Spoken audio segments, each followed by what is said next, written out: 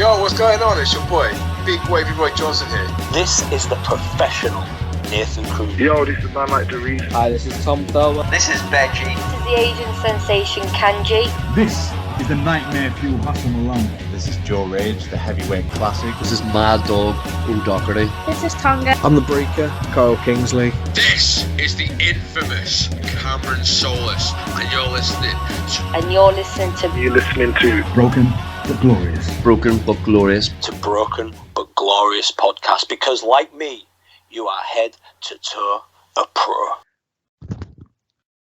Hello and welcome to my Brit Rest Journey on bbgwrestling.com. I'm Chris Lappin. I'm delighted to be joined over on the line by a right nasty bastard. KXNGFREAK Alton Thorne. How you doing this evening, Alton? Not too bad, mate. How are you? I'm good. As I've just told Alton, I've just had sneezing fits, so I'm a bit sniffy. I'll be alright, but I should be okay in a minute or two. No, I'm glad to be here. Dazaj was on the show about a year or so ago, so I listened to it for the first time then, really enjoyed it, so quite happy. Amazing, thank you. Yeah. Yeah. So I did want to just mention some like breaking news, and I want to see if you had any thoughts on it. So WWE have announced that the NXT UK brand will now become NXT Europe. So NXT UK's final event will be Worlds Collide on the 4th of June, and then they're going to have to take a few months hiatus and then come back as NXT Europe in early 23. So you got any thoughts on it, or just? I think it's quite interesting. It'll be interesting to see what direction they're going, especially with everything being changing at WWE at the moment. Yeah, it's harder to predict than I can ever remember in my living memory. So it'll definitely be interesting to see what they do. I've seen that quite a few of the WWE UK guys have left the company today. I think Mark a couple. And a few others. So lots of things changing. It'll be very, very interesting to see which direction Brit Rest goes in from here, I suppose. Yeah, because the likes of the Gallus and Tyler Bates and Blair Davenport turned up at NXT this week, so I'm guessing they will be on the Worlds Collide. But whether they stay in the US, be interesting. And yeah, I'm interested to see where it goes. If they bring back the European title, I'll be happy with that. That'd be make it the NXT Europe, but keep the lineage of when Bulldog won it and just have that as I think the main belt for NXT could be cool. I think. Yeah, that's good actually. I think it's always great to see UK guys like Tyler Bate and those kind of people on a large stage doing what they do so well. So any chance we get to see that, I'm always happy with that. Yeah, I'm surprised that Tyler Bates hasn't been on the main roster. How was it 15 or 16 in the first UK tournament he won? It was years. Yeah, he's on a hot streak as well at that point, having great matches with everybody. And you would have thought they'd have tried to capitalise on that a little bit more, but hey. Yeah, the match of the year in 18 against Pete Dunne at Chicago, wasn't it? NXT TakeOver Chicago. Fantastic match. Yeah. They're making a big deal out of having this 19-year-old who's amazing. Now he's amazing, but he's 26, so it's like yeah. And I'd seen him slowly building up because he came to Southside quite a lot, which was in nothing. And so I saw him kind of grow into the person that he became when he arrived at WWE, and then grow even further since that point. And now you would have to say he's one of the best in the world, I think. He's underutilized because he can do some incredible things. So yeah, the best out yet. Yeah, I'd love it if they brought him in.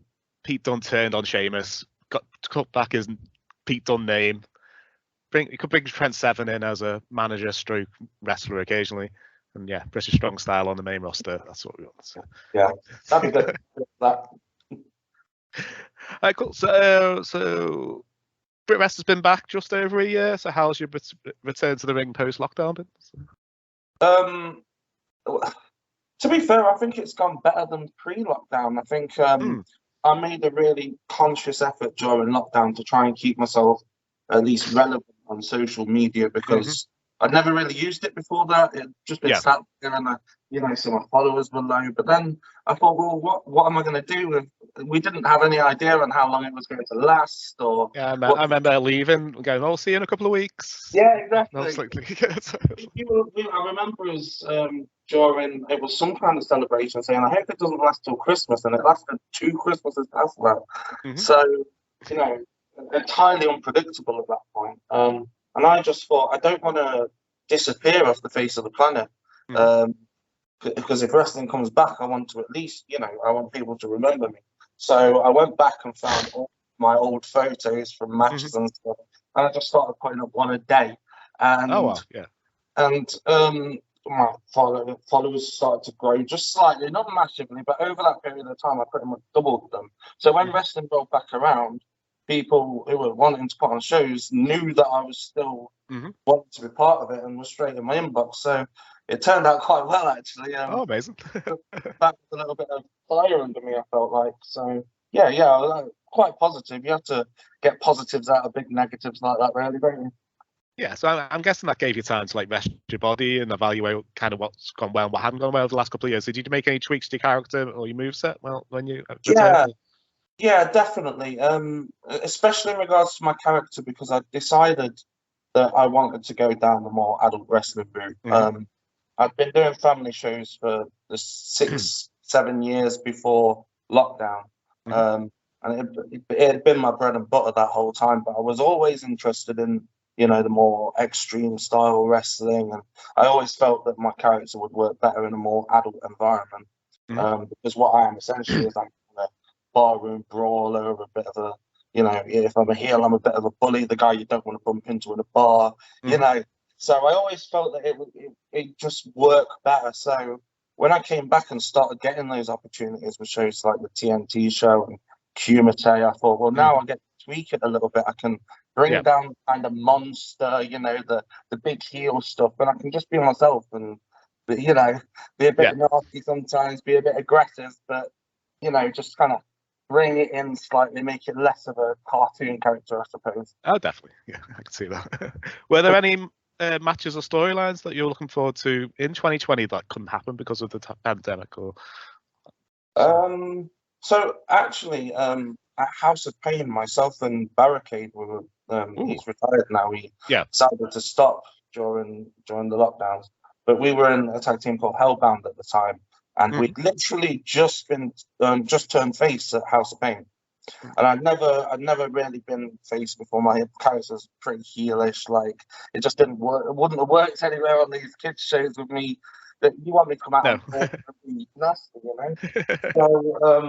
So I was just about to try my hand at something new, because when you do the adult shows, there's more shades of grey. There's not necessarily always very defined faces and heels.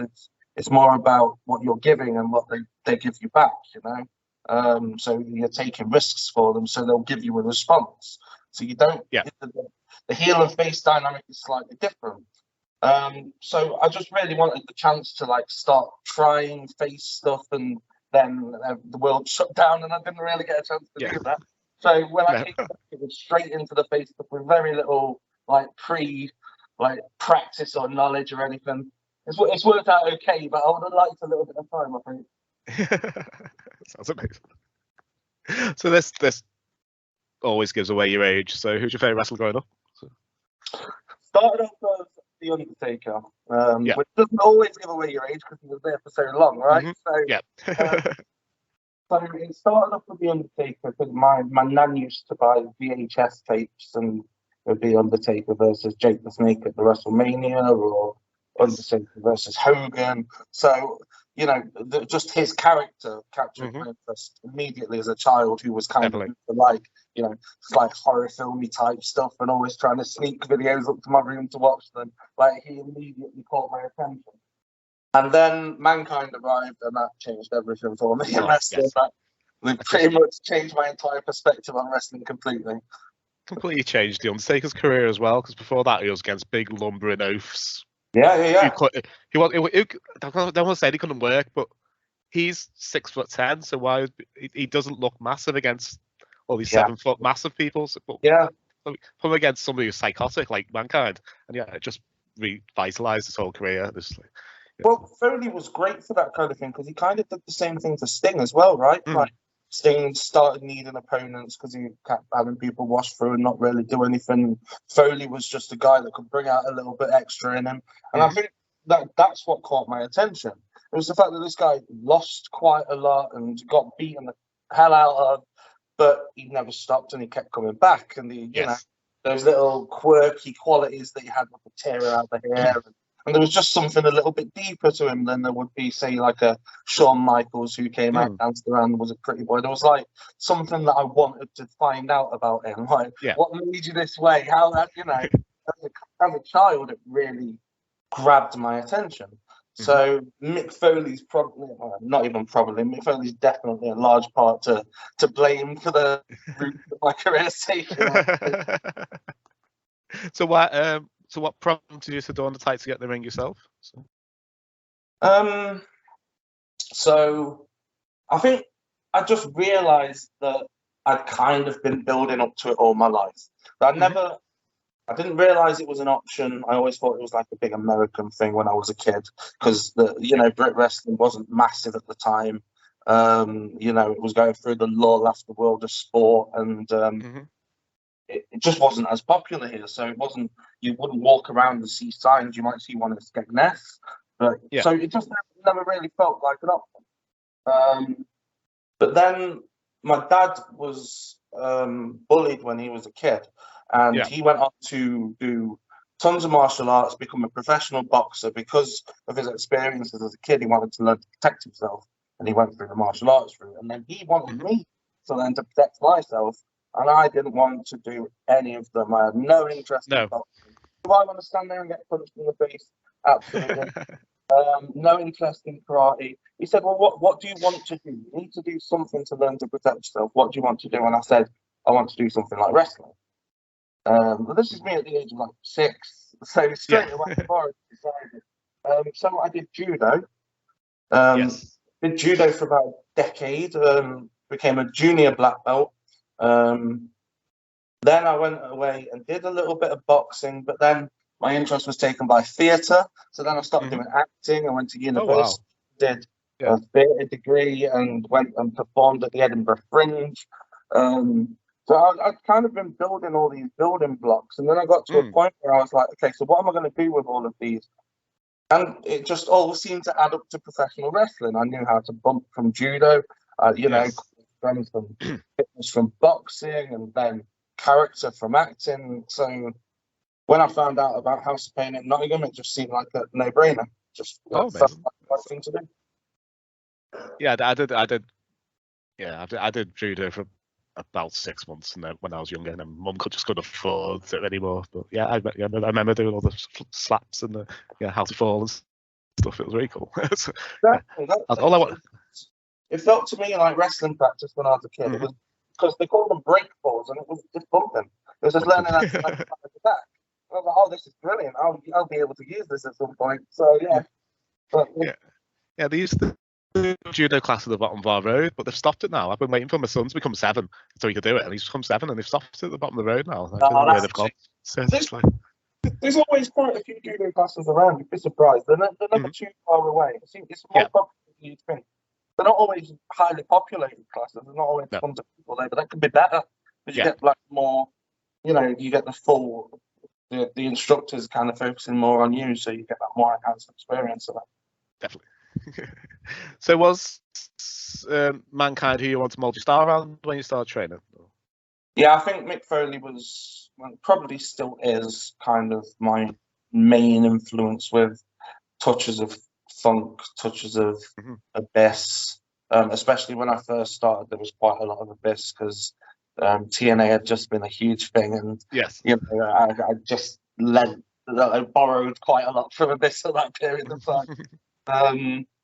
But I think my plan was always I wanted to be a big fella that bumped around, took big bumps, and told stories in the ring, and tried to make other people look good. So it's Foley. I think it's just Foley. I think that was where it all came from, really.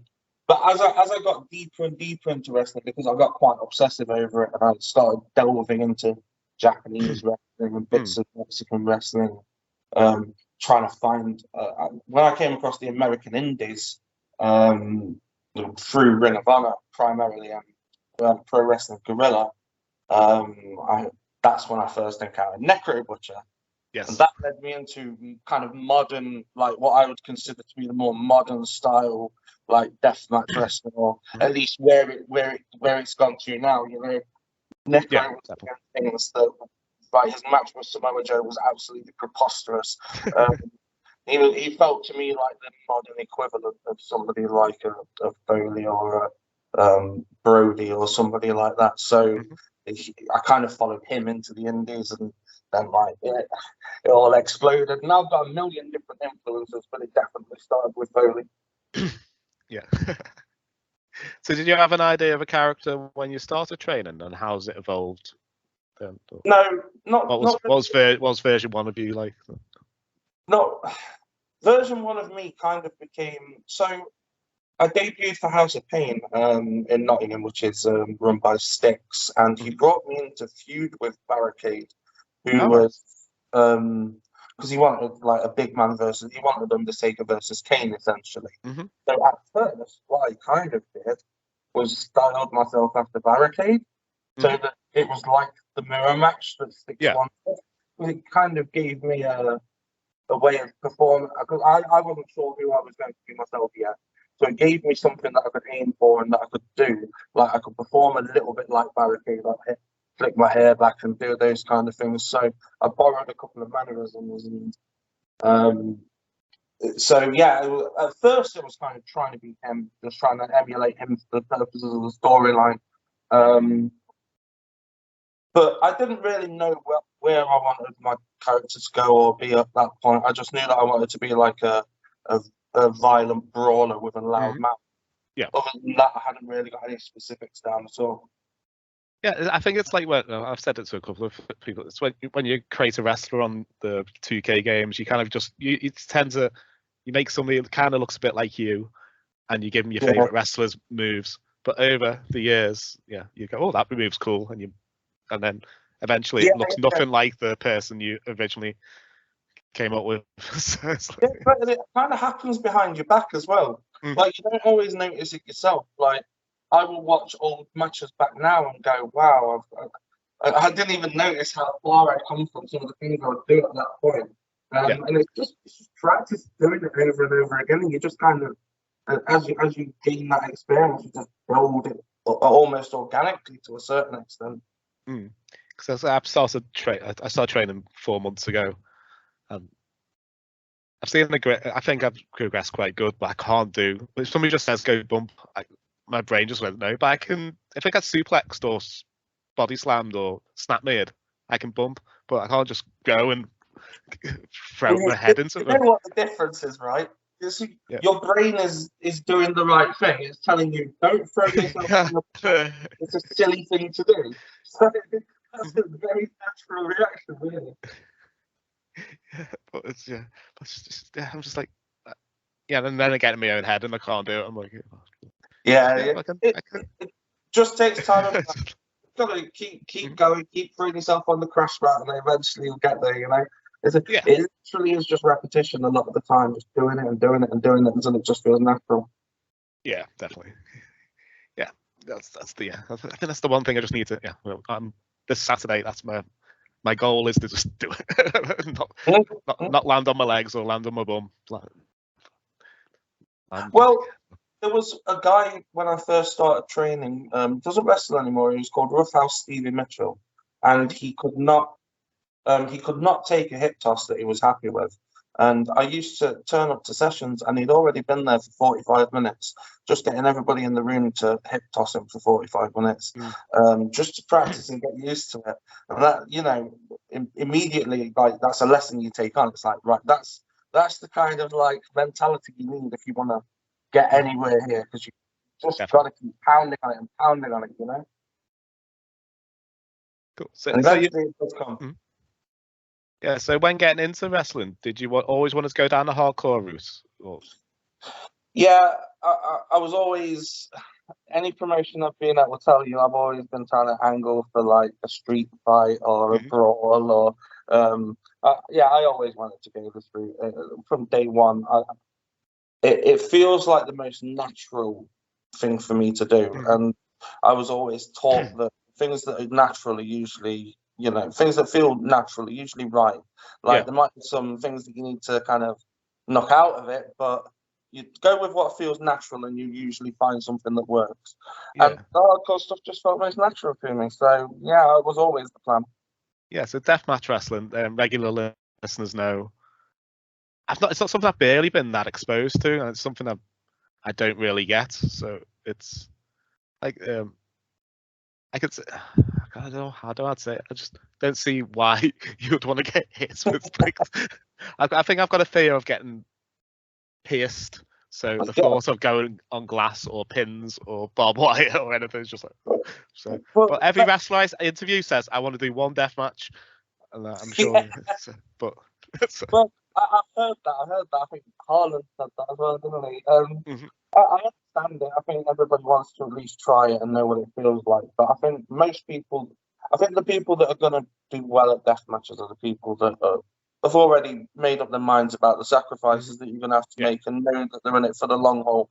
And that's me, I think. Obviously, what you're saying is right.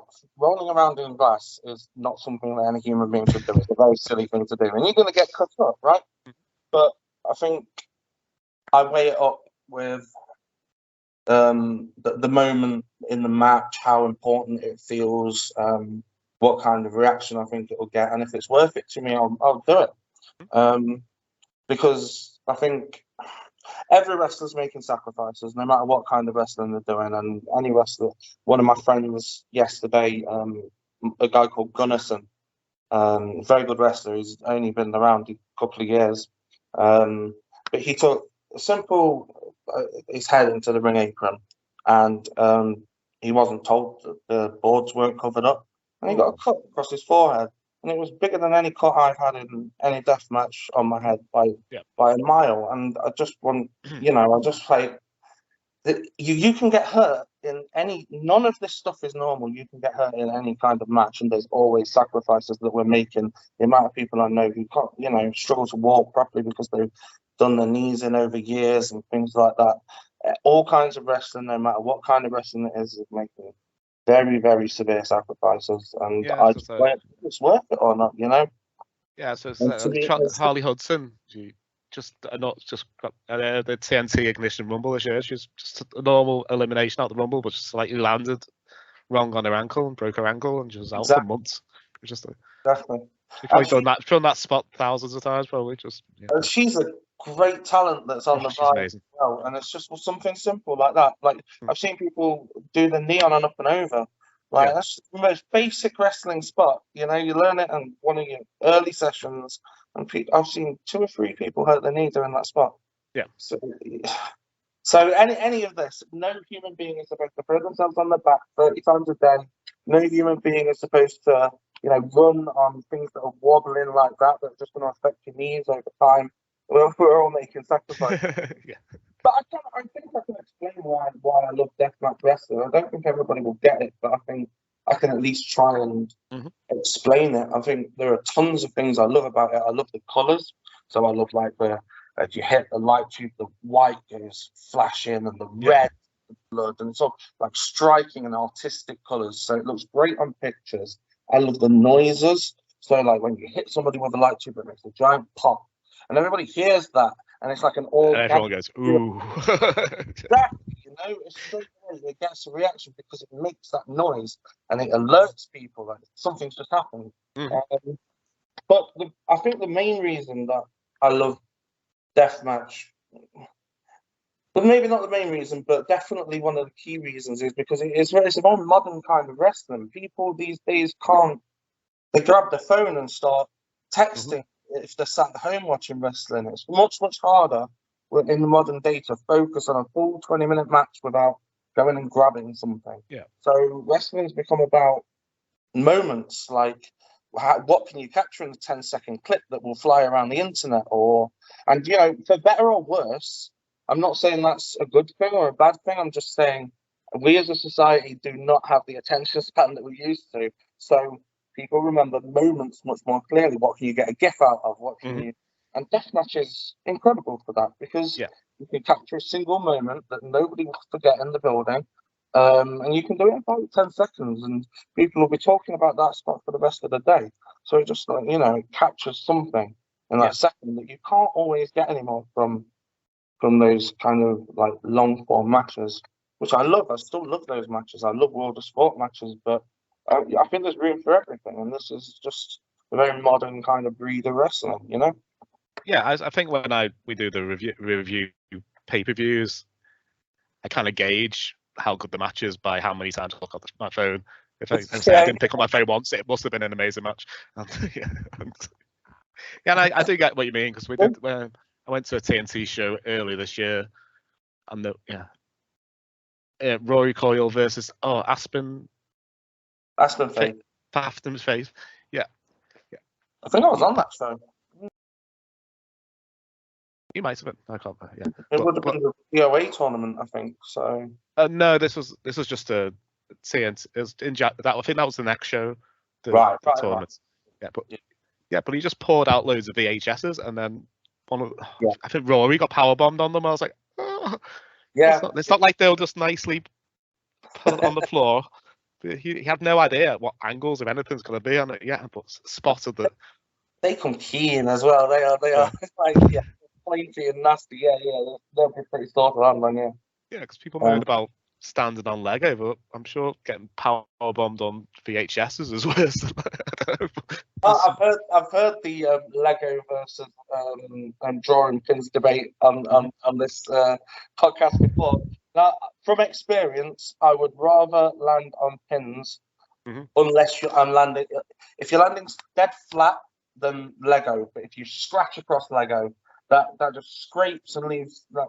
It's just very, very unpleasant. But you don't really get scrapes by landing on the pins; they just kind of buckle underneath you. So, as long as you're landing flat, I would say the Lego. You don't want to scrape across the Lego; it's horrible. No, the people say because Lego can give you like wounds and huge bruises, but it's uncomfortable getting pins out. But once they're out, so you haven't got bruises and stuff. Well, like itchy scabs from Lego, which are really, really unpleasant. It's not something that you want to have to deal with after a match. Like Triple H has been very open about his dislike of hardcore wrestling. He's described like CCW as trash, and that's hardcore is bad for the sport. How do you feel like what comments like that? Well, firstly, I feel that it's quite rich coming from Triple H. The match that made him is the Royal Rumble match against Mick Foley, which was, for all intents and purposes, a death match. Let's be honest. They had barbed wire. They had, they did the whole thing. So his last WrestleMania match against Batista was it was a brawl. Yeah, so it was a street fight, wasn't it? I think.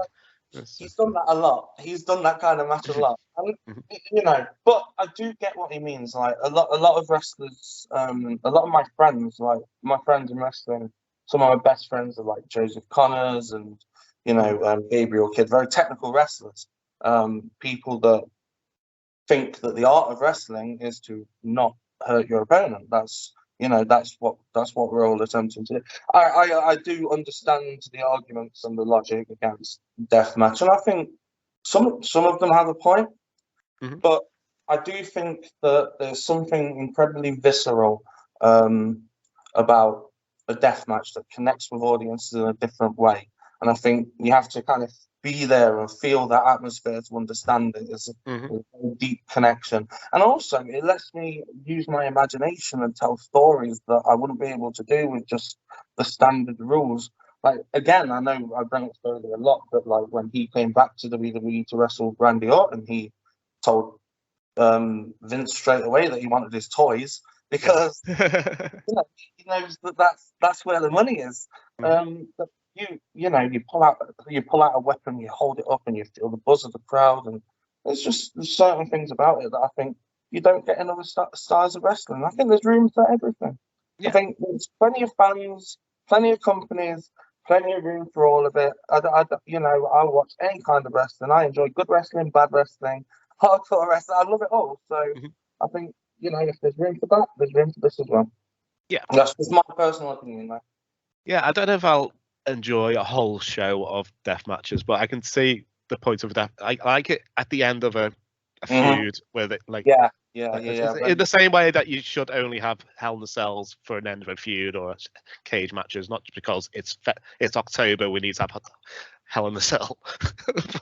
But if the storyline says, these guys want to destroy each other, have an unsanctioned death match or something as a.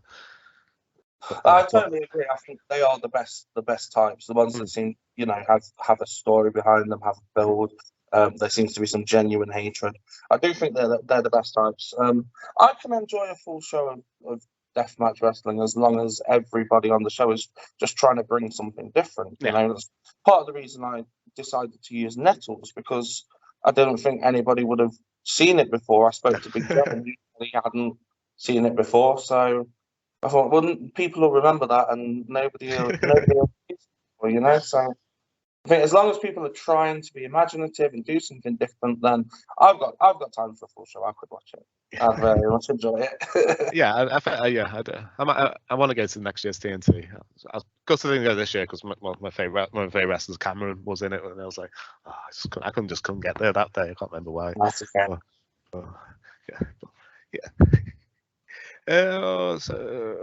So what's the craziest weapon you've been involved in a match? So you've mentioned Nettles. Well, this wasn't involved in one of my matches, but it's two of the absolute craziest things I've ever seen happened on the last Humate show. One of the weapons was a face hugger from the Alien that was covered in tacks on the inside. That was pretty gnarly. And also, I saw Big Effin' Joe use a bong that was wrapped in a barbed wire. Yeah. Oh wow. And smoke from it as well. Yeah. During the match. But yeah, there's some interesting ones for you. You see some crazy things. You see things that you would never see before on a Kumite show. Honestly, some ridiculous things. Yeah, some promotions encourage fans to bring weapons to shows. Have you ever been involved in any of them? And what's some of the craziest stuff that's been handled? There's a fan goes by the name of something wrestling on Instagram and Twitter, and you might have seen some of his stuff floating around because he's the guy that brings the giant light tube swords to the shows. They're absolutely giant, like ridiculously big. The one that he brought to the last show currently has 1.5 million views on TikTok. Wow. Yeah. It's just Big Effin' Joe hitting Tommy with the biggest light tube sword you've ever seen. It looks preposterous. It's like something out of like a Home Alone film or like Wile E. Coyote would use. It's brilliant. But yeah, I've seen fans. A fan brought a boxing glove covered in Lego to a show. I thought that was quite good. I used that one on Club Margera. I thought that was smart. Is it Jack Cave who has a baseball bat covered in Lego? Yeah. Jack doesn't do as many shows now, but I spoke to him a few months ago, and he said he would come back to do a death match against me. Yeah. Didn't he do a? He had a match where if he got beat, he'd only wrestle in this promotion. If he won, he'd only wrestle in this promotion. I can't remember. Yeah. Sacrifice or Hope or somewhere around there. That area. He's making sporadic appearances for Future at the moment, isn't he? Yeah. Kingsley's promotion. So yeah, I think you'll see him more and more. I think he'll get the hits again. Yeah, because he made one appearance at my local promotion, Wrestle Island. Yeah, we were all like, yeah, he's really good, and then never seen him again. Yeah, it was really good. What are we up to now? So is there any weapons you prefer to not get involved in matches? Well, the most painful weapon that's ever been used against me was it was like a wiffle bat, like one of those plastic bats, and it was wrapped in thumbtacks. Ooh, yeah. and Danny Darko hit me in the head with that. And there's no give. No. You're just getting hit in the head with thumbtacks. It really, really sucks. It just my head was scarred up for 3 weeks, so I wouldn't recommend that. That was unpleasant. But that was in my first death match, and I was like, right, I need to find out where I draw the line here. And there's only one way. Like, yeah, go on and take it. So how much is the punishments difference in like a deathmatch hardcore style versus a normal pro wrestling match in general? Just afterwards, how do you feel differences? So I'm quite a big fella who throws himself around quite a lot. Yeah. So I always feel sore after a match. Any kind of match I will feel sore after. I think the adrenaline carries you through a lot of stuff in a death match, and it lasts quite a while. It lasts longer than for a normal match. So a lot of the immediate pain that you might have felt isn't really there. It's not until you get home. The main difference between the two is with a normal wrestling match you ache, and with a death match you ache and you itch, and you've probably got a sharp pain here or there every so often. Yeah. So it's not world apart, but both of them suck. You don't. They're not fun to wake up to in the morning. No. So looking forward, do you have like a wish list of opponents you want for maybe the rest of the year, maybe going into 23 or? Yeah, to a certain extent, there are some people that I'd like to wrestle. I'd like to wrestle PA Rose, who wrestles for Rise quite a lot, because I think Rose versus Thorne just writes itself, really. Definitely.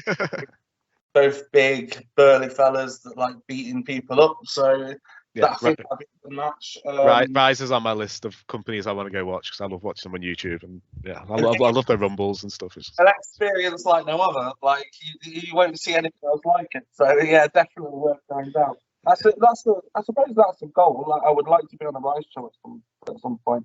If it happens, it happens. But because I'm not a good traveller, so like going to London is like I'll do it for Rise, but it takes something quite good to drag me out of the house sometimes. Nottingham's not too far from Rise. Is it? Yeah, from Leeds, is it? 3 hours, but I have ADHD, so if I sit in a car, I just get really itchy and I just want to move. So I end up having to take 2 or 3 breaks, which is why a lot of my matches have been as close as I can get. Struggle with travel. Yeah. But Rise is probably about 3 hours from where I'm based at the moment in Doncaster. Wow. So that's doable, but it's 6 hours of driving that would just make me itch all the time. For Rise, I would definitely do it because I think they're just an amazing, it's such a crazy company. Like, you never know what you're going to get from one show to the next, and I'm not sure they know what they're going to get. It's a perfect mix of technical wrestling, hardcore wrestling, and comedy. It's just like everything. Exactly. They do a little. It's what ECW used to do to a certain extent. There's a little something for everything. The crazy stuff is really crazy. I would love to wrestle Casanova Valentine as well if he ever comes over to the UK, because he pretty much like pioneered the no ring death match through COVID and made it a big thing, and that's that's kind of where I started doing the no ring stuff. So I would, again, good matchup for me. As a big guy that hits hard. So yeah, I would like to wrestle Cass at some point as well. But generally, no massive goals. I just want to keep pushing forwards. I've got some good things happening at the moment, and I just want to move forwards and see how they do. Oh, cool.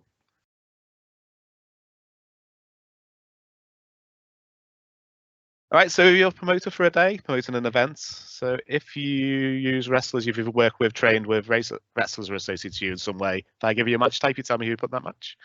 Yeah. And as it's your show, every match can be hardcore, every match can be 3-way, 4-way, intergender, 5-way, throw stupid stipulation on stuff. It's your show. So, I put quite a lot of thought into this. I love this kind of stuff. So I'm looking forward to this. Let's go. Cool. So who'll be in your opening contest? Get the crowd excited. Right, so for my opening contest, I thought obviously you want something fast moving, you want something that's going to catch people's imagination straight away. 8-man tag. Yes. I wanted to get some guys that I think are underrated and can put on kind of opening match that's going to open people's eyes, but also throw in a couple of big surprises in there to really make people go, whoa. So, cool. The first 3 people that would be announced for Team 1 would be the East Midlands Breakers, Carl Kingsley and David Grant. Yes. And they would be with Andre Decker. Yes. Yeah. All of whom I think are can be fantastic heels.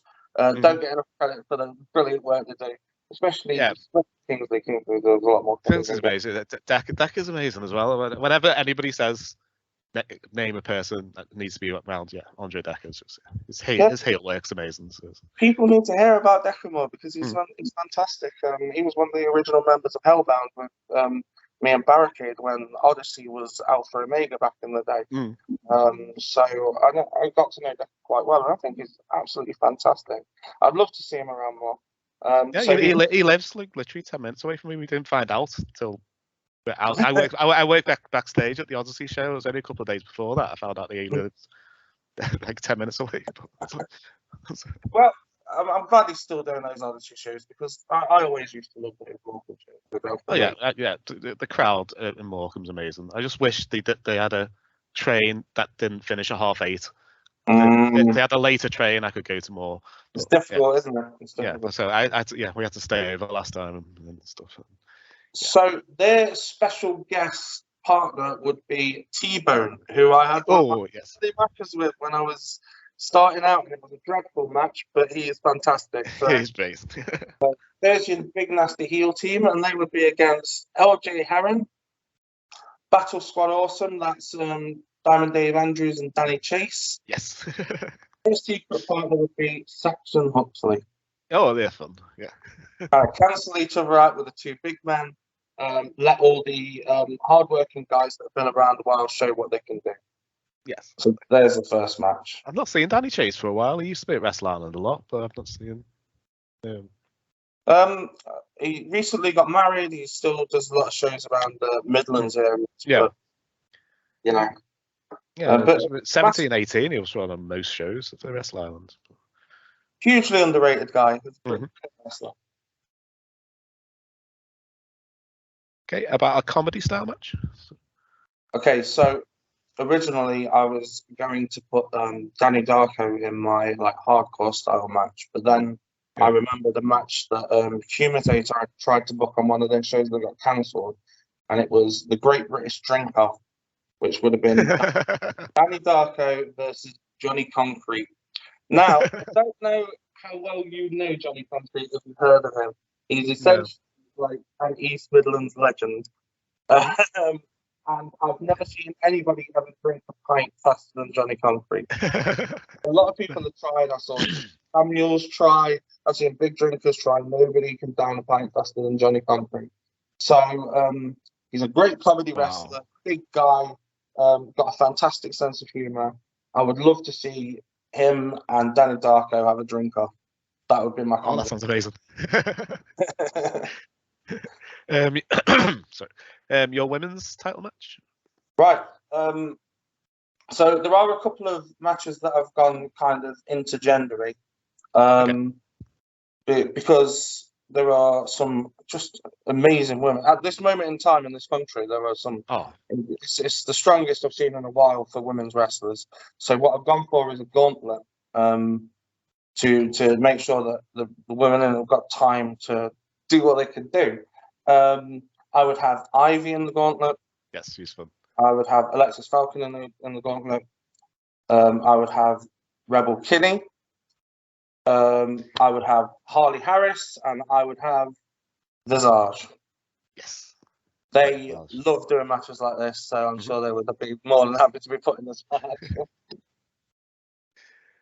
I love it. Yeah, I love most of them wrestlers. Yeah. So, Alexis Falcon is, I think, she was doing great things before lockdown, but I think she seems to have found this confidence post lockdown, which just seems to have put her Absolutely. Well, Aloysius Falcon is somebody that I met at Alpha Omega. The first ever title that she won was from Felony, who was our manager. So we were involved in the match where she won her first title. Oh wow! Yeah. For me, it's been awesome seeing like her just explode. And she's amazing, isn't she? Like she always had masses of potential, and she's living up to it now. Yeah, she was just the manager of Rejected when I first saw her. And it's just seeing just her confidence grow over the last 5 years. It's been amazing. Great facials, like brilliant intensity, cuts a great promo. Yeah, she's one of the best around at the moment. Your mid-card title match. Okay, so this is probably my favourite match on the show, and it's not one that I think anybody else would have thought of. I'll put Styx. Yes. Against Kanji. Now, originally my thought was Styx versus Rockstar Spud. Now, I used to do some because big man, small man matches with Styx. He's incredible at them. Like he had brilliant matches with smaller guys all the time. So I was going to say, bring Rockstar Spud out of retirement because I used to do drill sessions with him and Joseph Connors. So I could say, I trained with him a bit. I'll put him on, but I don't think he's coming out of retirement. So I thought, who else is small but intense, has a never say die attitude, hits hard, and I think I would love to see Styx and Kanji go at it. With the kind of like ducking and weaving, Kanji having to, hit and move, Styx trying to catch her, it'd be a really classic, like, big wrestler, small wrestler match. And I think Kanji has the intensity and the fire to get people to really believe that she could beat the big man. Definitely. And I just think it would be an incredible match that not many people would think. I'll be amazed. I'd never have put them two together. That's just amazing.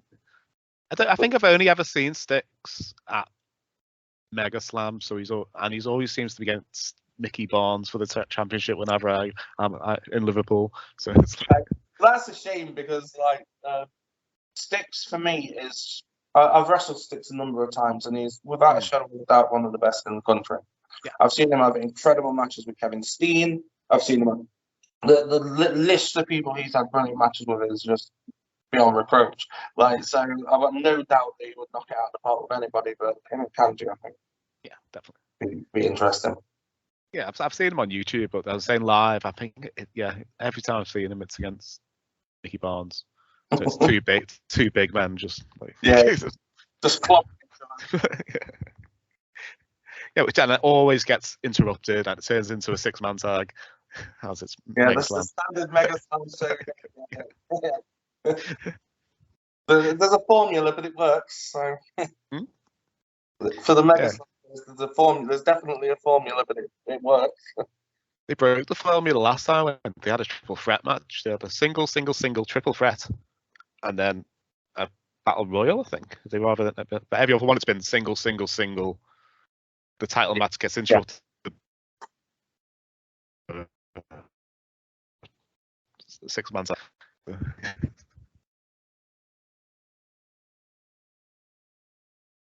Okay, we've got your hardcore extreme rule style match. This can be anything from a comedy 24/7 hardcore type things right up to death match. So you can do it. So obviously I'm going death match. I have to.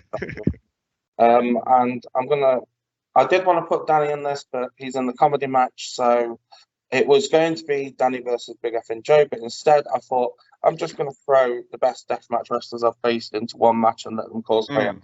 So we've got Tom B versus Clint Margera versus Big F and Joe versus Michael Caden in one big knock-up brawl.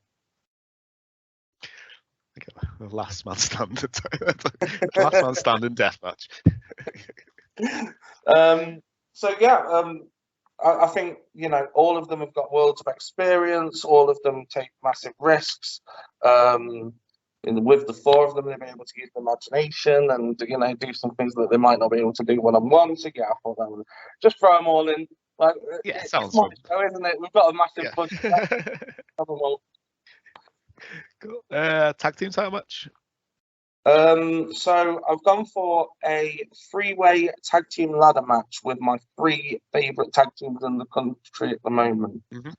Okay. I've gone for Act 2. Yes, interviewed them on Tuesday. Yeah, I saw that go up today. Yeah. Love those lads. They're Big so boys fun. first. So Brady Phillips and Riley Nova. Yes. I mean, just two of the best in the country. They're going to be the future of the country, I think. Yeah. And Next Level, which is Tyler Owen and Antonio Gonzalez, who for Elevation and Humate and a couple of other places. I think those three in that kind of like Dudley Ties, Edge and Christian style ladder match would be very, very interesting. Yeah, that sounds fun. Yeah, the interview with them, Act 2 is going up today. We did the preview for Wrestle Island. That went up yesterday. Wednesday. Yeah. So the actual interview is going up later today. Right. So yeah. You did an interview with Harlan recently, didn't you? It was like what's it?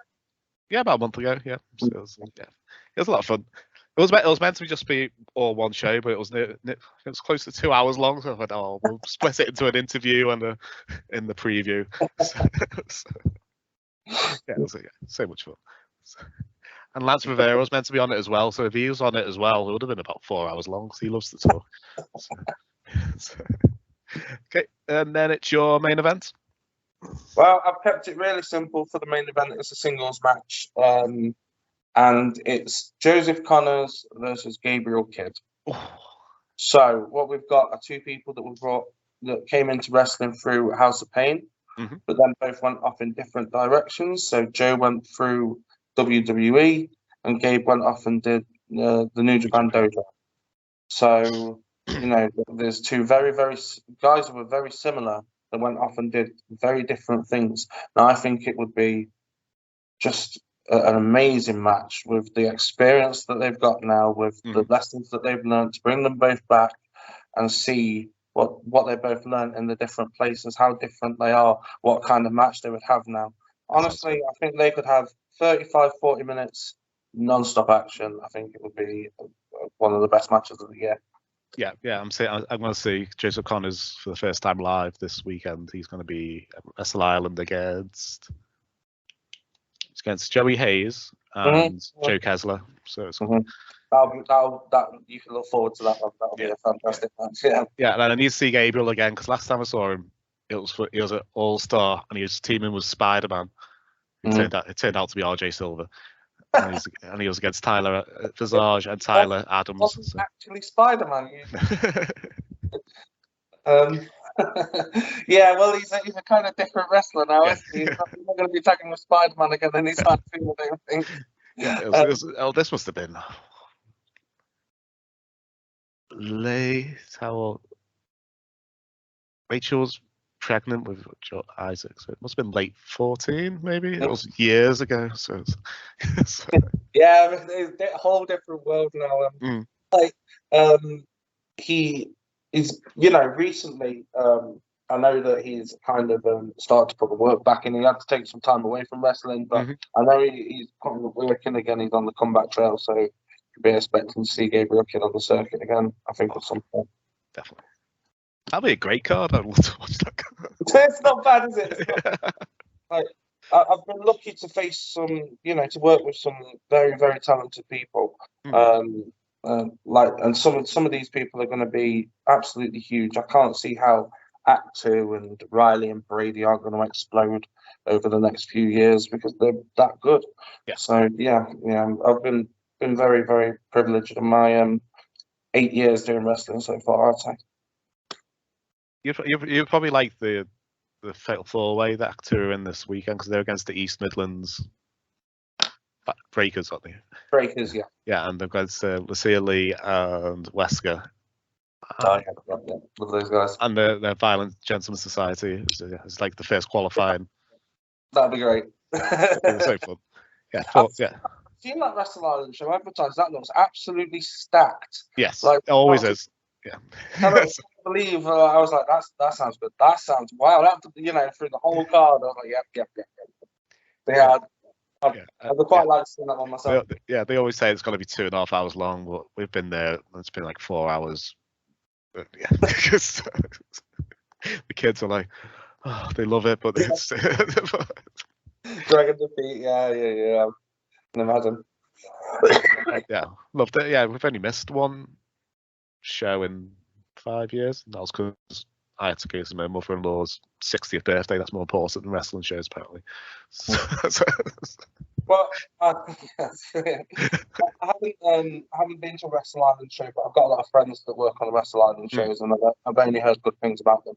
The bits that I've seen look great, so I know that it's closest promotion to you, isn't it? So I think the 10 was all of them, don't you? we go nearly everyone. But my oldest is 18 next year, so we're saying, oh, we're gonna start going at TNT Extreme, the two of us together. And I was like, yes. last time I went by myself, hoping somebody I know would be there, and luckily there was.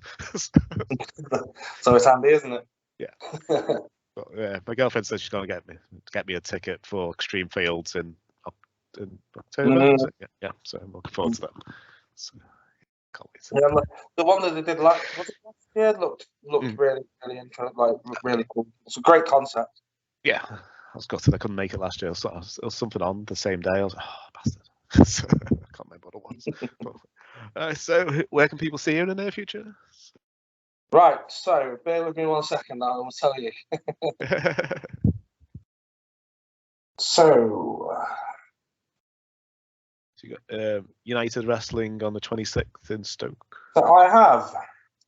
So the next two shows that I've got are for United Wrestling. The first one of those is on Friday the 26th of this month in Stoke. And then on the 27th, I'm in Wales, which is my first time wrestling out of the country. And I am counting it. It's Wales. It's Wales. Do you know who you're against? Or? Xander Zulu. Oh, cool. I like Xander Zulu. So we'll kick 2 bales of something out. So I interviewed Artemis yesterday, and she's going to be on the 26th show. Right, cool.